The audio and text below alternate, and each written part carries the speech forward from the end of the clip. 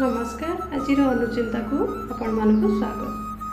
पद्म फूल पूजा व्यवहार करने मंगलकारी होता है। यह माँ लक्ष्मी, माँ दुर्गा एवं माँ शारदा को अत्यंत प्रिय होता है।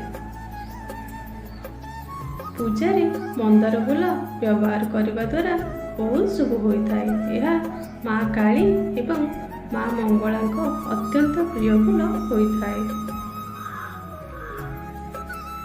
धला रंगर फूल विष्णु को पूजा करागले कल्याणकारी होता है एवं धला फूल नारायण प्रिय पुष्प होता है।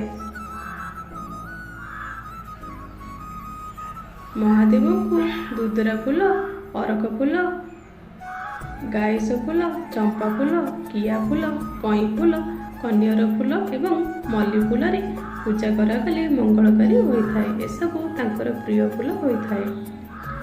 तापरे नवग्रहर प्रिय फूल यथा रविंकर अरक एवं जब कुसुम, चंद्रंकर धला फूल एवं मंगलंकर लाल रंगर फूल प्रिय होता है।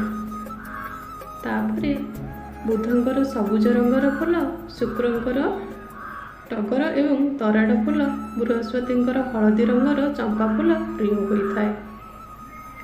सेहीपरि शनिंकर कलावर्ण अपराजिता फूल, राहुंकर नील रंगर कानसिरी फूल एवं केतुंकर हरगौरी फूल प्रिय होता है। एसबू फूल देवता को पूजा कले मनस्कामना पूर्ण होता है।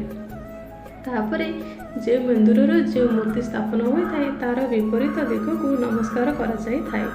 जेपरि विष्णु को बाम पटर एवं महादेव को दक्षिण पटर नमस्कार कले मंगलकारी होता है। तापर जेकोसी देवी मूर्ति को उत्तर को मुख कर नमस्कार करने उचित एवं गणेश को सम्मुखें नमस्कार कले मंगलकारी होता है।